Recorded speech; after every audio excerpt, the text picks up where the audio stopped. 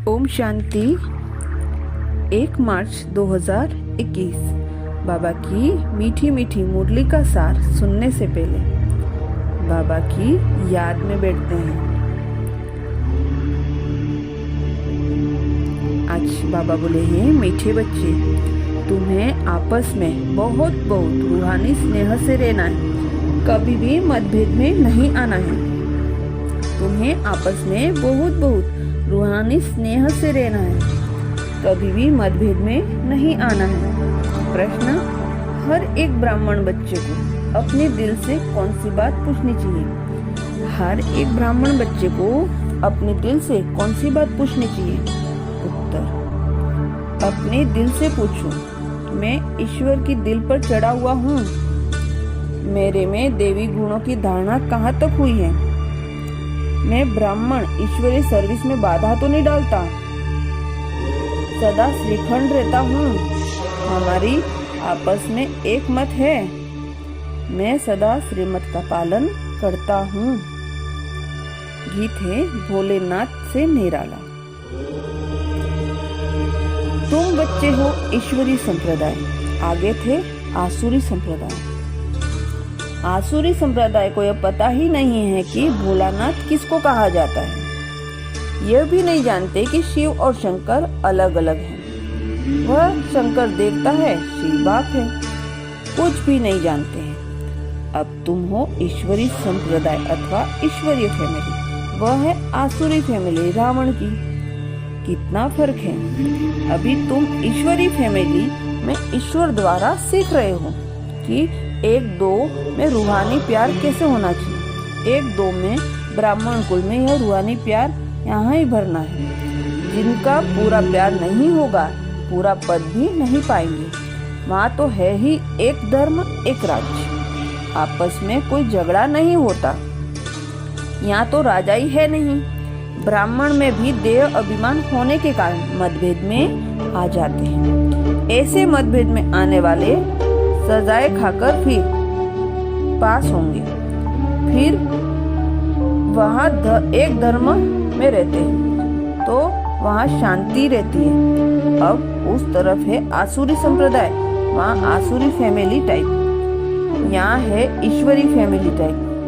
भविष्य के लिए देवी गुण धारण कर रहे हैं। बाप सर्वगुण संपन्न बनाते हैं। सब तो नहीं बनते। जो श्रीमत पर चलते हैं वही विजय का दाना बनते हैं। तुम बच्चों को रजता बाप ने आकर सारा समाचार सुनाया। साथ साथ समझाते हैं कि हे सालिग्रामों, मुझे याद करो। यह शिव बाबा कहते हैं अपने बच्चों को, तुम पावन बनने चाहते हो ना? तुम पावन बनने चाहते हो ना? पुकारते आए हो। अभी मैं आया हूँ।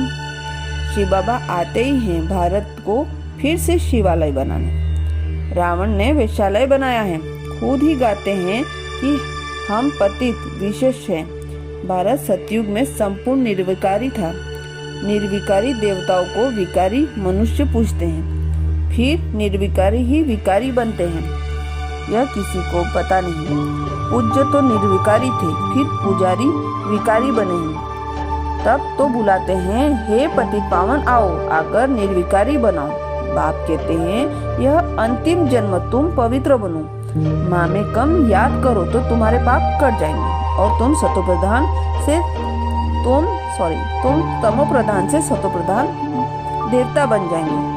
फिर चंद्रवंशी क्षत्रिय फैमिली टाइप में आ जाएंगे। इस समय हो ईश्वरी फैमिली टाइप। फिर देवी फैमिली में 21 जन्म रहेंगे। इस ईश्वरीय फैमिली से तुम अंतिम जन्म पास करते हो। इसमें तुमको पुरुषार्थ कर फिर सर्वगुण संपन्न बनना है। तुम पूज्य थे, बरोबर राज्य में थे, फिर पुजारी बनेंगे। यह भी समझना पड़े ना।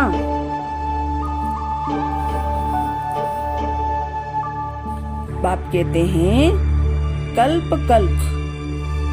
संगम पर आकर तुमको ब्राह्मण देवता क्षत्रिय धर्म में ले जाते हैं। यह है भगवान की फैमिली। सब कहते हैं गॉड फादर, परंतु बाप को नहीं जानने के कारण निधन में बन गए। इसलिए बाप आते हैं घोर अंधियारे से सोजरा करने।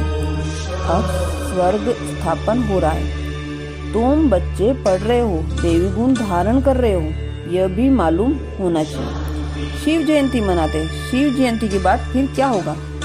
जरूर देवी राज्य की जयंती हुई होगी ना। हेविनल गॉड फादर हेविन की स्थापना करने हेविन में तो नहीं आए। कहते हैं मैं हेल और हेविन के बीच में संगम पर आता हूँ। शिवरात्रि कहते हैं ना, तो रात में आता हूँ। यह तुम बच्चे समझ सकते हो। जो समझते हैं वो औरों को भी धारण कराते हैं। दिल पर वही चढ़ सकते हैं जो मनसा वाचा कर्मणा सर्विस पर तत्पर रहते हैं। जैसी जैसी सर्विस उतना दिल पर चढ़ते हैं। कोई ऑलराउंडर वर्कर्स होते हैं। सब काम सीखना चाहिए। खाना पकाना, रोटी पकाना, बर्तन मांजना, यह सब सर्विस है ना।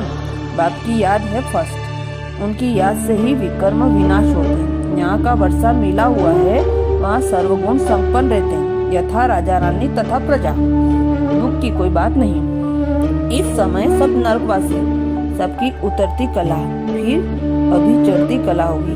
बाप सबको दुख से छुड़ाए, सुख में ले जाते हैं, इसलिए बाप को लिबरेट कहा जाता है। यहाँ तुमको नशा रहता है, हम बाप से वर्षा ले रहे हैं, लायक बन रहे हैं। लायक तो हमको कहेंगे जो औरों को राजाई पद पाने के लायक बनाते हैं।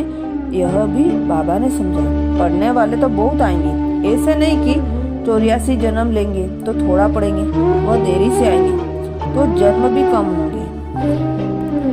धारणा के लिए मुख्य सार है। फर्स्ट पॉइंट, बाप दादा की दिल पर चढ़ने के लिए मनसा वाचा कर्मणा सेवा करनी है। एक्यूरेट और ऑलराउंडर बनना है। बाप दादा की दिल पर चढ़ने के लिए मनसा वाचा कर्मणा सेवा करनी है। एक्यूरेट और ऑलराउंडर बनना है। सेकेंड पॉइंट, ऐसा देवी अभिमानी बनना है जो कोई भी पुराने संबंध याद न आए। आपस में बहुत बहुत रूहानी प्यार से रहना है। लून पानी नहीं होना। ऐसा देह अभिमानी बनना है जो कोई भी पुराने संबंध याद न आए।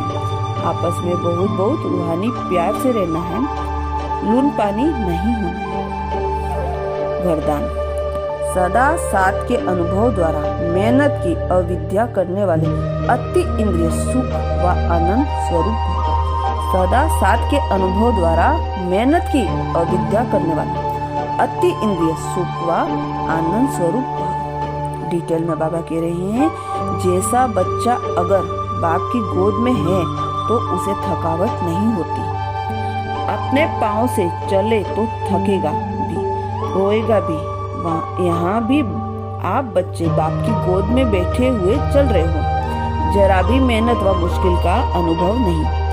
संगम युग पर जो ऐसे सदा साथ रहने वाली आत्माएं हैं, उनके लिए मेहनत अविद्या मात्रम होती है। पुरुषार्थ भी एक नेचुरल कर्म हो जाता है, इसलिए सदा अति इंद्रिय सुख व आनंद स्वरूप स्वतः बन जाते हैं। स्लोगन, रूहे गुलाब बन अपनी रूहानी वृत्ति से वायुमंडल में रूहानियत की खुशबू फैलाओ। रूहे गुलाब बन अपनी रूहानी वृत्ति से वायुमंडल से रूहानियत की खुशबू फैलाओ। शुक्रिया बाबा, शुक्रिया। अच्छा, ओम शांति।